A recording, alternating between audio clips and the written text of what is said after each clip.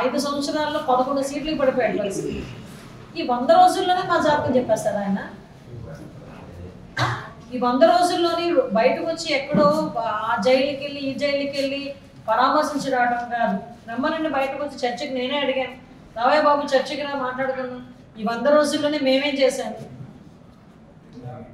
మీరు మీరు ఎక్కడ ఫెయిల్ అయ్యారు, మేము ఎక్కడ చేయగలిగాము అనేది నేనే క్లియర్గా ఒకసారి మేమే చాలు, మా కార్యకర్తలు చాలు, ఎన్డీఏ కుటుంబ సభ్యులు చాలు దాని గురించి మాట్లాడడానికి.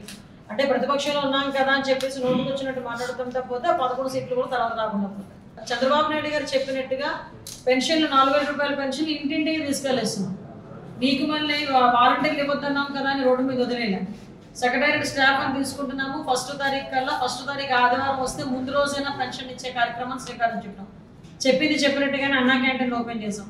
చెప్పింది చెప్పినట్టుగానే ఇసుక విధానాన్ని ప్రవేశపెట్టాం. ప్రతి ఒక్కటి కూడా ల్యాండ్ టైటిలింగ్ యాక్ట్ రద్దు చేసుకున్నాం. ఇంకా చూసుకోవాలంటే ప్రతి ఒక్క ఆస్పెక్ట్లోని కూడా జనాలకు ఇబ్బంది లేకుండా చూసుకునే బాధ్యత మేము తీసుకుంటున్నాం. వాటిలో భాగంగానే సూపర్ 6లో కూడా భాగంగానే కొన్ని దసరాకి కూడా బస్సెస్కి సంబంధించి గ్యాస్కి సంబంధించి ఫ్రీ గ్యాస్ ఇవ్వడానికి కూడా గవర్నమెంట్ సిద్ధపడుతుంది. అంటే ఎక్కడా కూడా ఒకటి మాత్రం అర్థం చేసుకోవాలి. అంటే జగన్మోహన్ రెడ్డి పరిస్థితి ఎలా ఉందంటే నేనే మొత్తం ఊడ్చేసాను కదా, ఇంకేముంది చంద్రబాబు నాయుడు గారికి ఇవ్వడానికి, చంద్రబాబు నాయుడు గారు ఎలా ఇస్తారు అని ఆలోచిస్తున్నాడు. కానీ అక్కడ ఉన్నది జగన్మోహన్ రెడ్డి కాదు, అక్కడ ఉన్నది చంద్రబాబు నాయుడు. కాబట్టి చంద్రబాబు నాయుడు గారికి సంపద సృష్టించడం తెలుసు, ప్రజల్ని కాపాడడం తెలుసు. కాబట్టి ఇచ్చిన హామీలను నెరవేర్చే దిశగా చంద్రబాబు నాయుడు గారు డెఫినెట్గా ముందుకెళ్తారు. మీరు కంగారు పడిపోవాల్సిన అవసరం లేదు. ఈయన మాట్లాడితే సూపర్ 6 అంటాడండి. అదే విద్యాదీవిని ఎప్పుడు ఇచ్చాడు? అమ్మఒడి ఎప్పుడు ఇచ్చాడండి? గవర్నమెంట్లోకి వచ్చిన 7 నెలల తర్వాత 8 నెలల తర్వాత ఇచ్చాడు. నాకు తెలిసి సంవత్సరం అయిపోయినట్టు. ఈయన ఇప్పుడు కూర్చొని మాట్లాడతాడు, నేను ఎప్పుడో చూశాను, నేనుంటే అది వచ్చేది, నేనుంటే ఇది వచ్చేది అని. అసలు ఉండకూడదనే 11 ఇచ్చింది. మళ్ళీ నేనుంటే అని మాట్లాడుకోవడం ఎందుకు? అది కాదు కదా.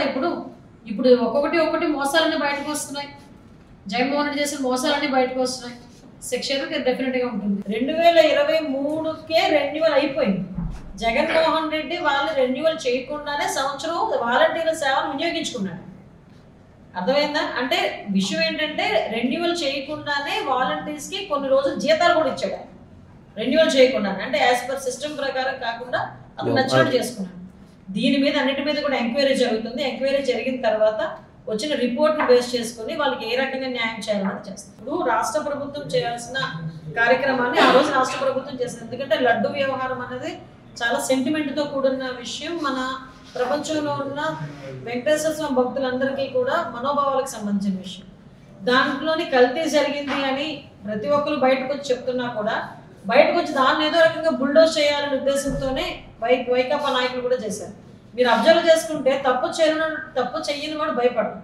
విజిలెన్స్ ఎంక్వైరీ అనేసరికి ఎందుకు భయపడ్డాడు సుబ్బారెడ్డి? ఆ విషయంలో కూడా కోర్టు ఈరోజు దాని గురించి కూడా ప్రస్తావించిన పరిస్థితి కూడా ఈరోజు కనిపిస్తూ ఉంది.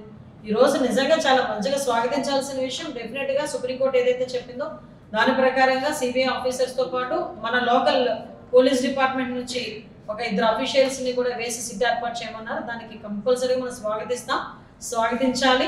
ఎందుకంటే ఇప్పుడు నిజాలు తేలాలి, 80% నిజాలు తేలాలి. దాని మీద సిట్టు దర్యాప్తు మనకి ఎంక్వైరీ కూడా జరుగుతుంది. జరిగిన తర్వాత మనందరికీ కూడా నిజాలు తెలుసు.